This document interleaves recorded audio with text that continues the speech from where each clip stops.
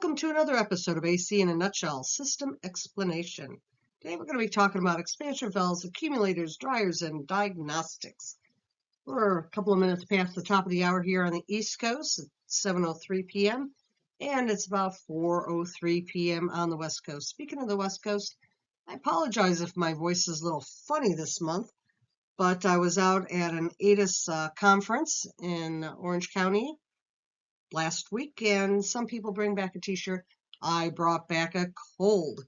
But needless to say, we are going forward with our AC class this week, and I couldn't be more thrilled to do so. There's a lot of good stuff out there that you guys need to know. Make your lives easier in the Bay, and that's what it's all about.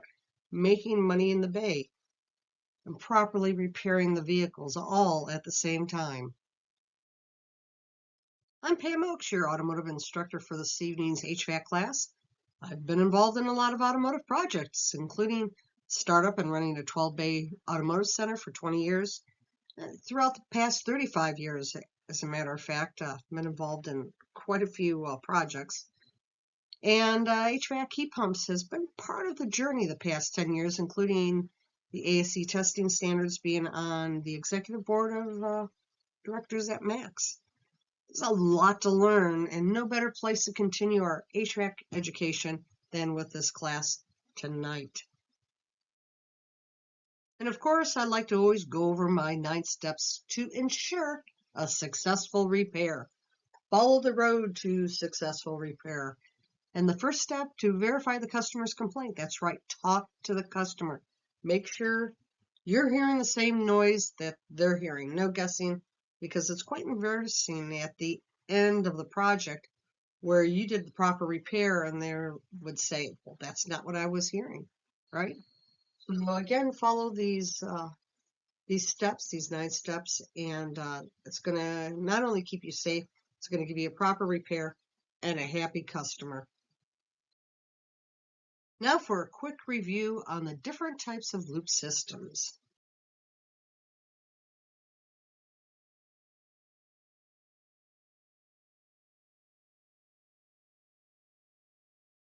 The 4 sections are symbolic, and this interaction between all the different sections is needed to ensure a properly operating AC system.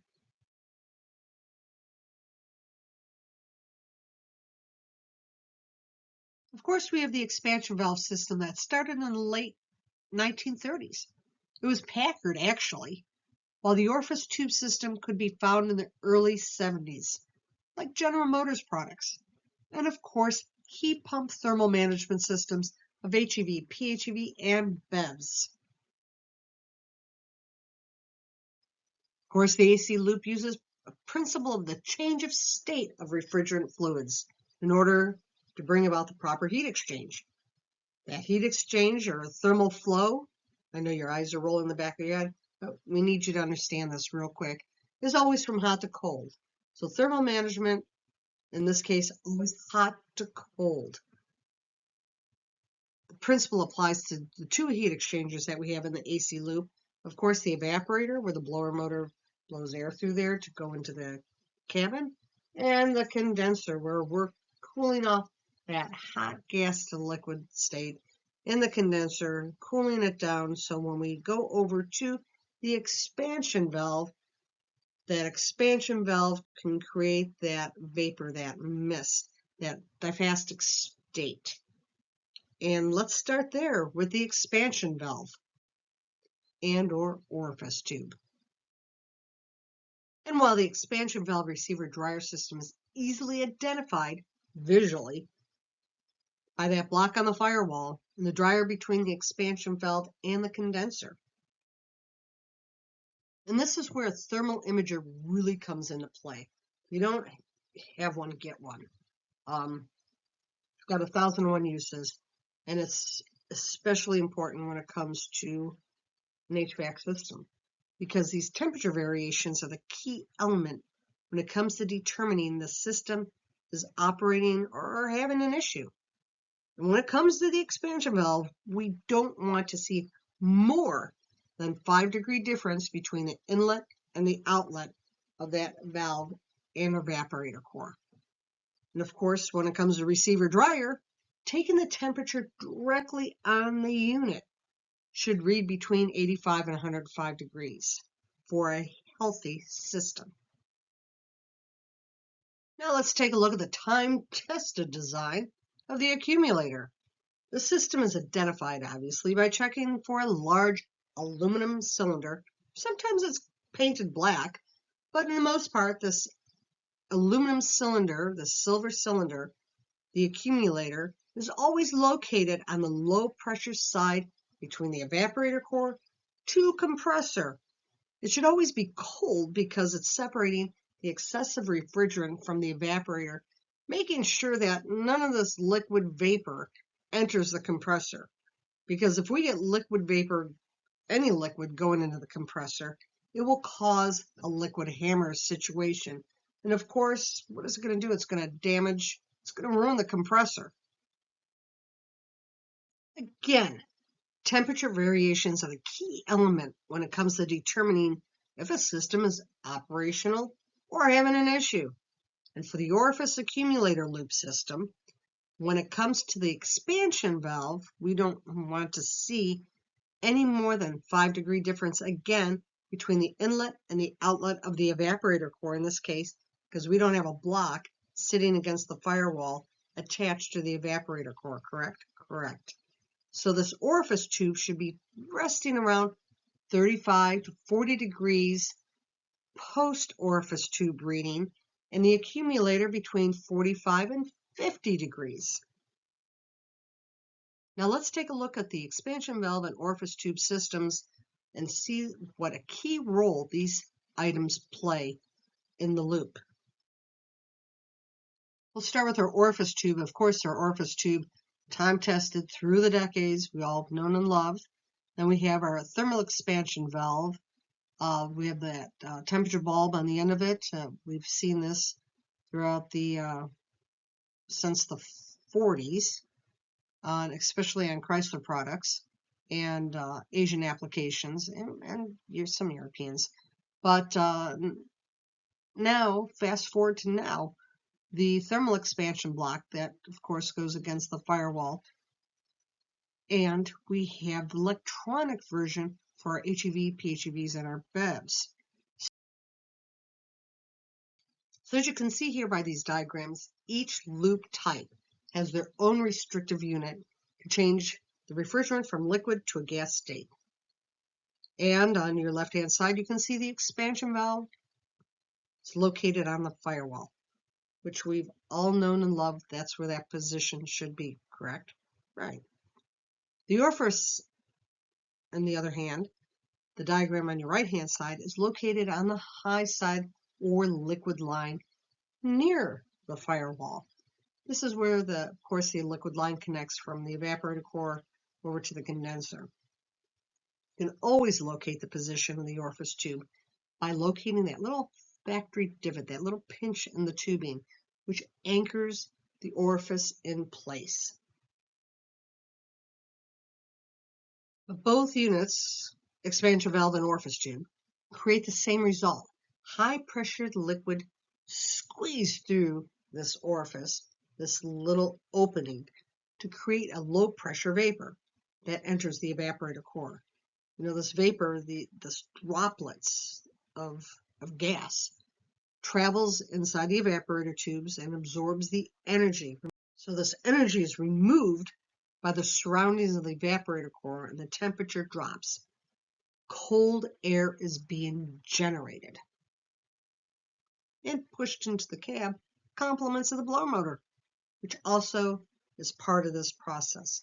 So just a footnote, make sure that blower motor is operating properly. You're getting enough airflow through there.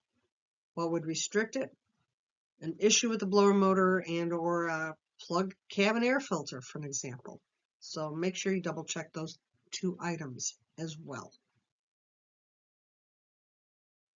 Like I said earlier, block valves are mainly used in passenger cars and newer applications of heavy-duty class 4 and up and agricultural vehicles.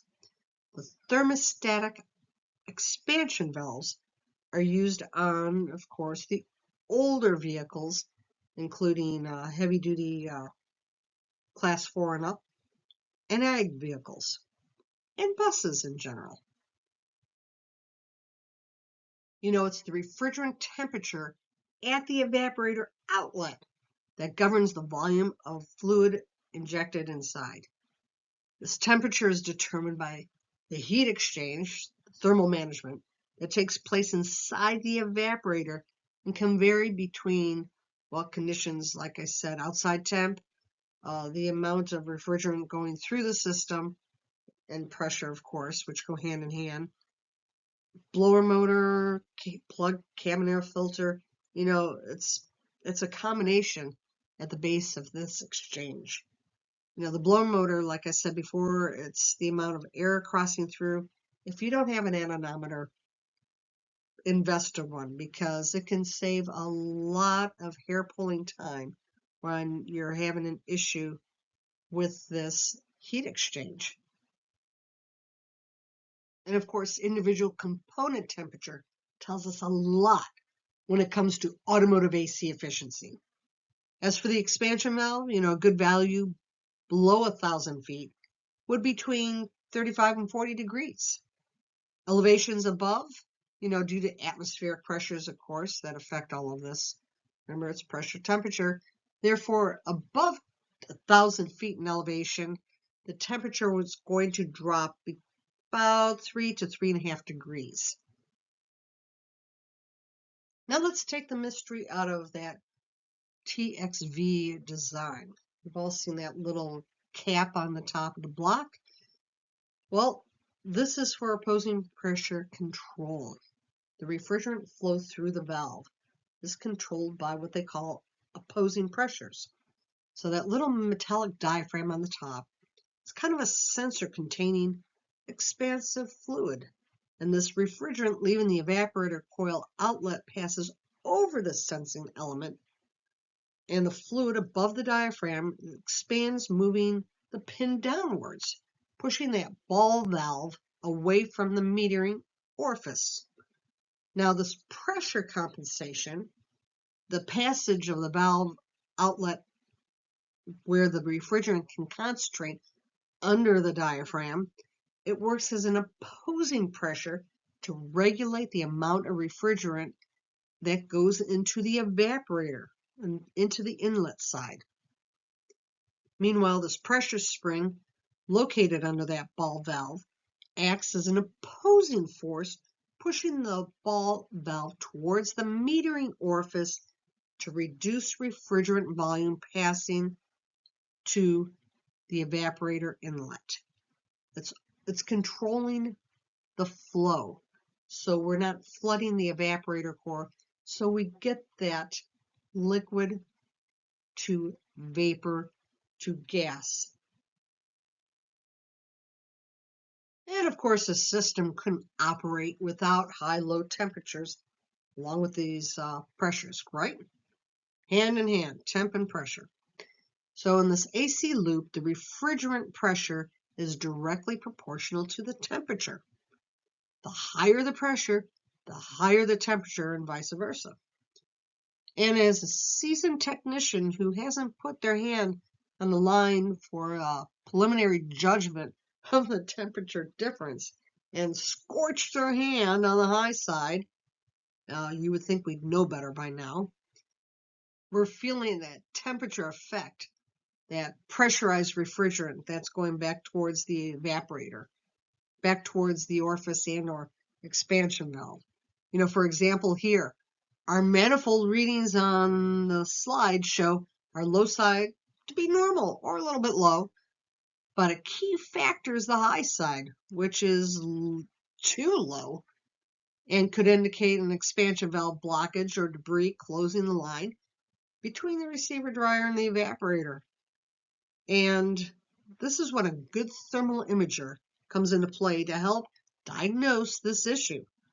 Whatever you find, don't forget to replace that receiver-drier during the course of the repair. Remember, it's always the last thing you replace, and we'll get to that in a few moments here.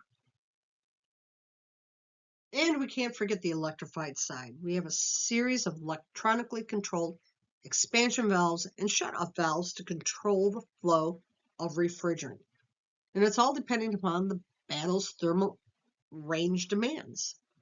Remember, in these cases, the passenger compartment is always secondary to the needs of the high voltage battery. So let's talk about the orifice tube. Inside the orifice tube, the refrigerant is forced to flow through a so-called fine, tiny restriction, the orifice. This causes the pressure and temperature to drop, the refrigerant entering the evap core. The flow volume is governed by the pressure difference across the restriction.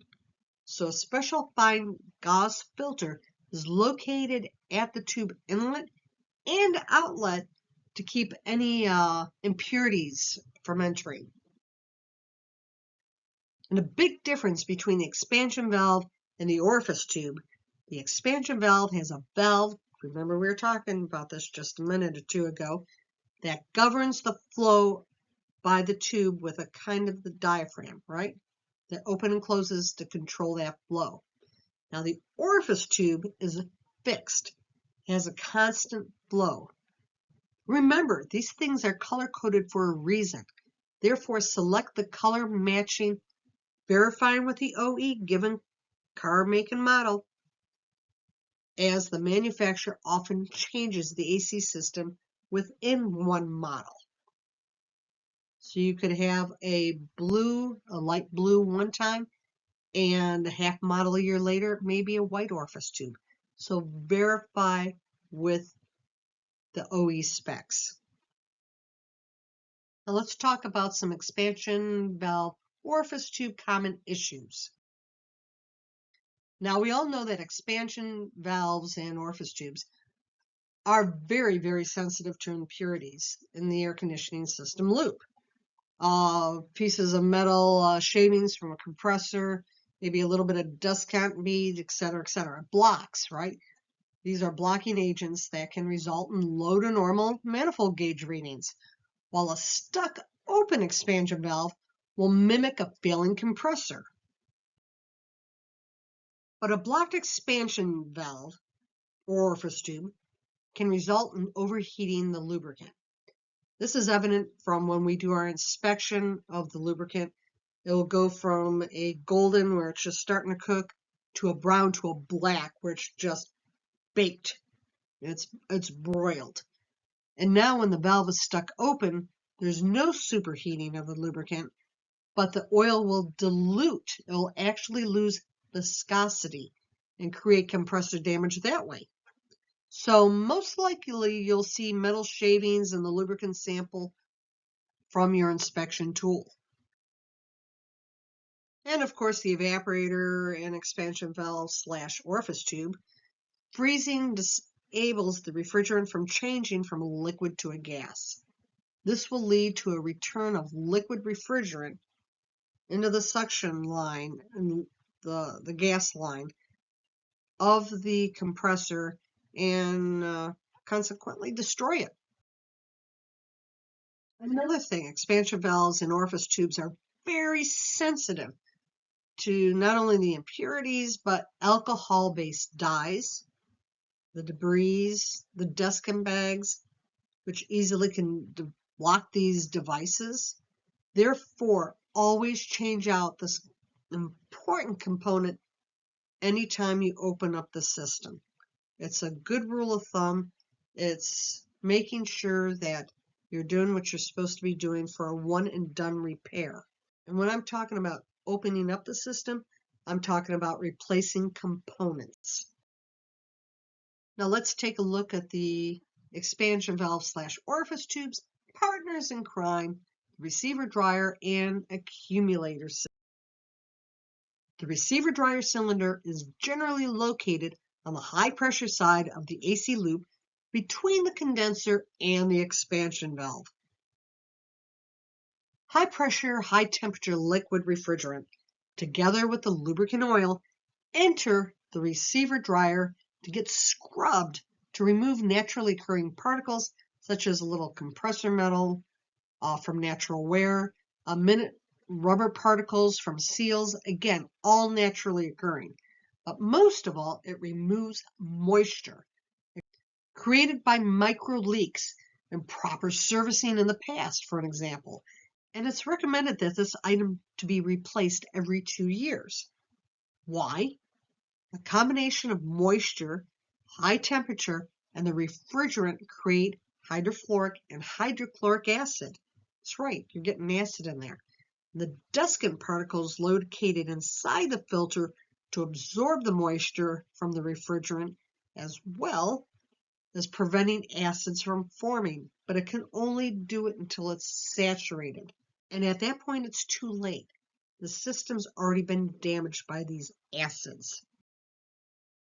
Another location where the receiver dryer can be located is on the side of the condenser. Either way, the unit is on the liquid line high side of the loop system. In this particular design, most cases, it allows a cartridge with dustcant or just the dustcant sock. Again, maintenance recommendations. Keep moisture from changing the chemical composition of the refrigerant and lubricant into a more acid base and damaged metal components. And remember, it's all about thermal management. So whether a thermal imager or an infrared gun, we need to verify the receiver dryer temperature directly at the receiver dryer, right on top of it, to verify if it's within operating temperature. And that should be between 85 and 125 degrees. Temperature not within range? Perform a little reverse engineering and work your way backwards to the source of the flow, to the compressor.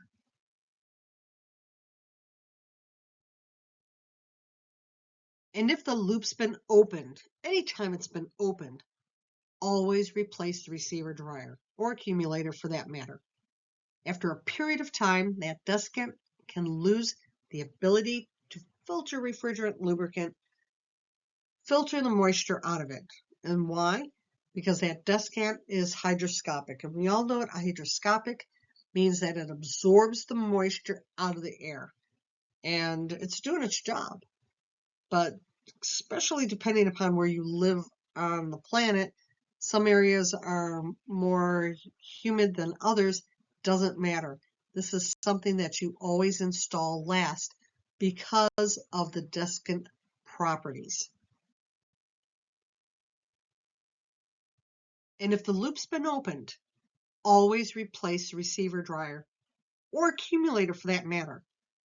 After a period of time, dustcant can lose the ability to filter the refrigerant lubricant because it's been saturated. It's absorbed all the moisture it can.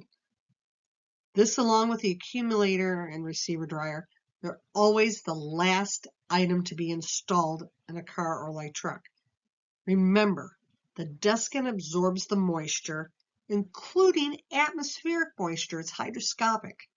So do not open that unit until you're ready to install, after all the other components have been connected in the loop. If the loop system doesn't have a receiver dryer, then it has an accumulator. Same job, new location, with a larger refrigerant lubricant storage capacity. This unit can be located between the evaporator core and the compressor. Remember, when the refrigerant leaves the evaporator, it needs to be in a gas state before entering the compressor for another run around the loop. And we don't want any liquid or mist to enter the compressor, or damage will occur. Therefore, all the work, the heat transfer from vapor to gas, needed to be properly handled between the evaporator core and the blower motor. Well, with the accumulator between the evaporator and the compressor, it's designed to ensure any stray liquid droplets, those refrigerant molecule droplets, does not reach the compressor, and it's gas only. And of course, along with the temperatures, we need to know the pressures. So see a low side too low and a high side too high? Could be a saturated desiccant bag or contaminants, like a flushing agent or maybe too much dye or an alcohol-based dye that's contaminated the refrigerant. Either way, the accumulator, like the receiver-drier, needs to be replaced.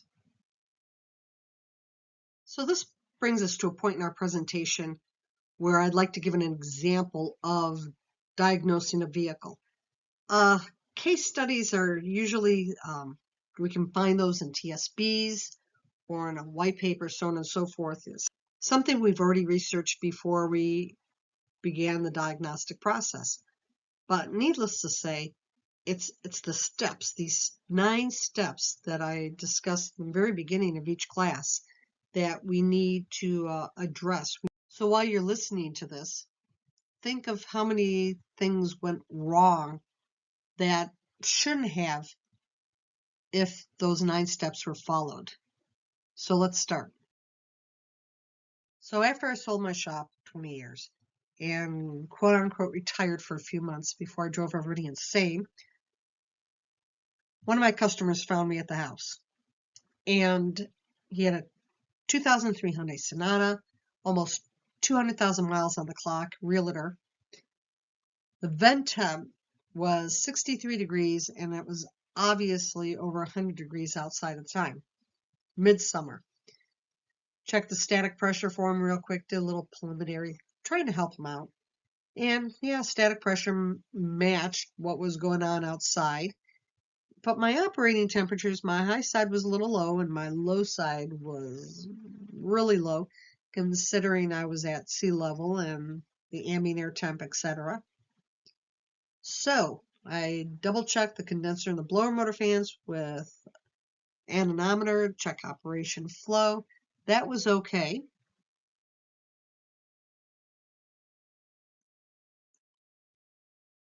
So I got on my thermal imager and I checked for temperature variations. In the back of my head, I'm assuming I'm looking for a blockage. So I checked the condenser, temp variations. Everything was tolerable considering I knew there was a restriction. But most of all, it wasn't in the condenser. So then I checked the receiver-drier, and again, it was livable. But when I went to the expansion block on the firewall, bingo, I found it. There's my restriction.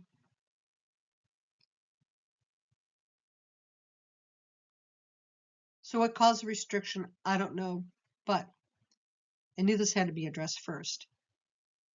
This vehicle actually came from a relative, so he advised that the compressor had already been replaced approximately a year ago, along with the receiver-drier and expansion valve.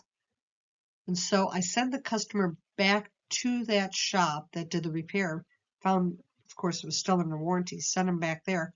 I had no equipment to do so. I had no triple R machine. Remember, I sold the shop, is retired, and that was the best course of action for this individual.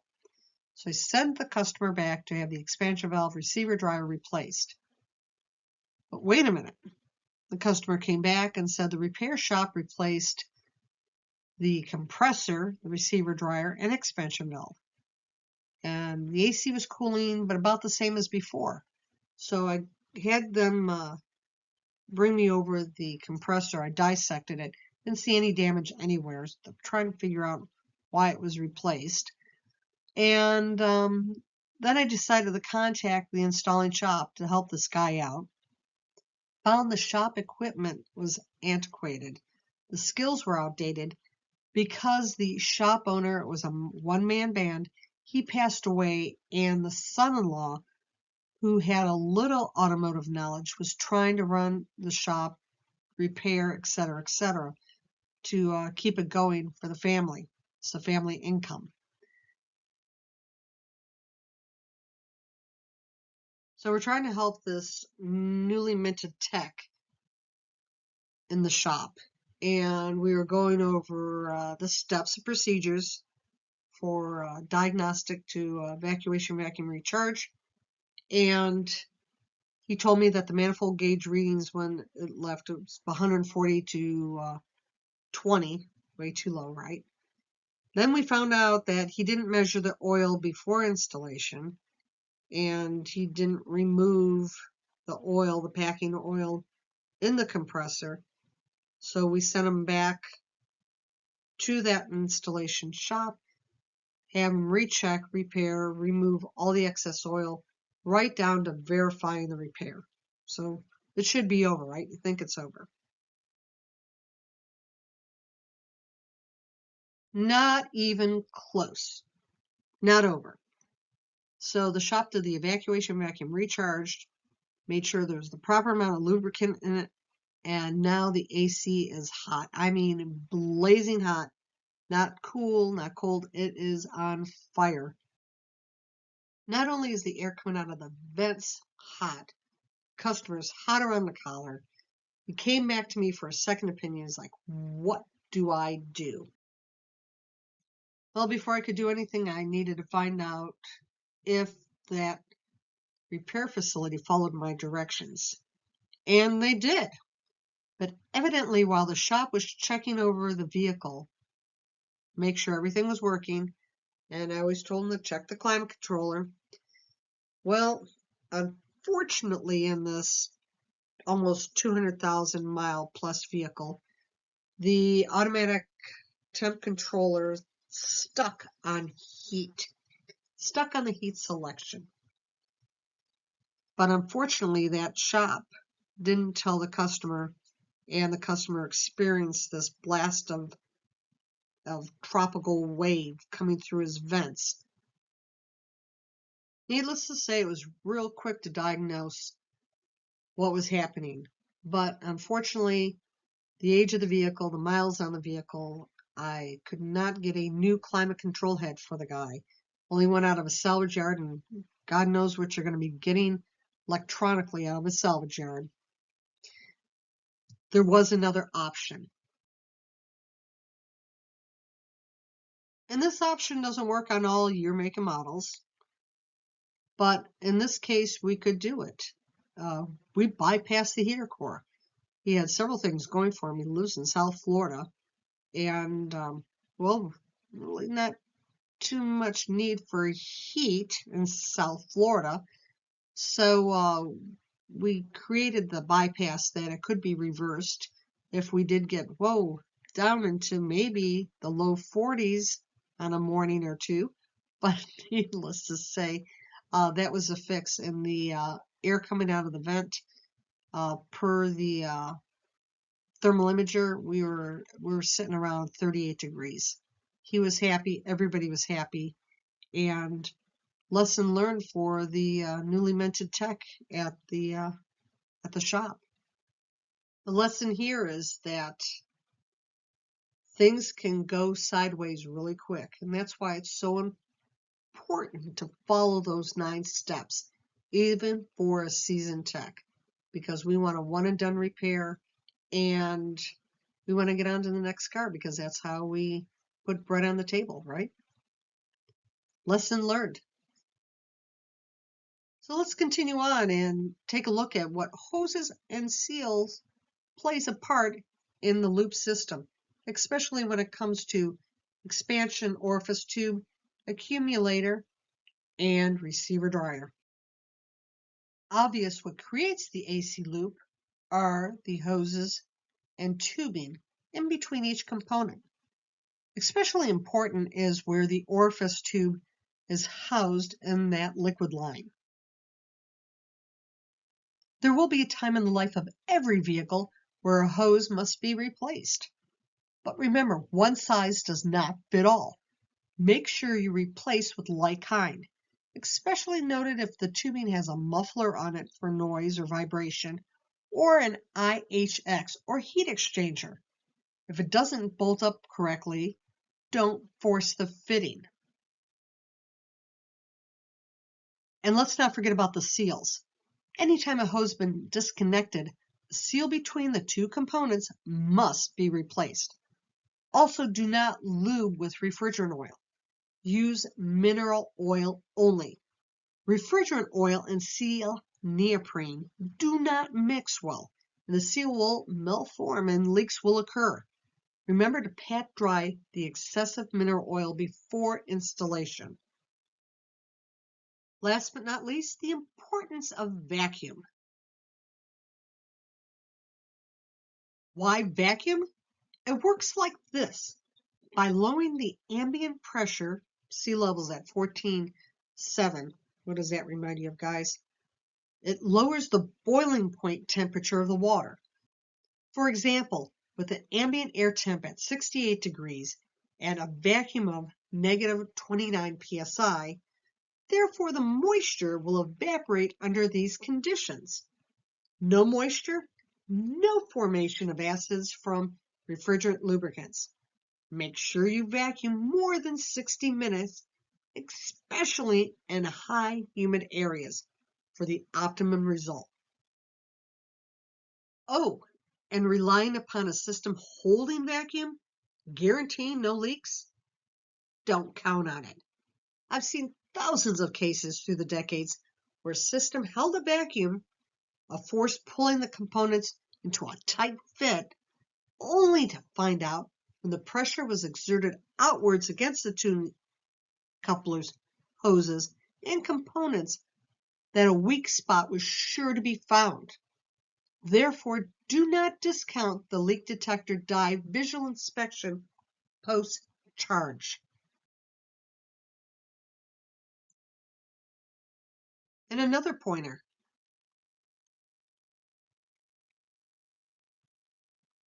And for an evacuation recharge only, make sure the system has been completely evacuated before requesting vacuum on that RRR machine.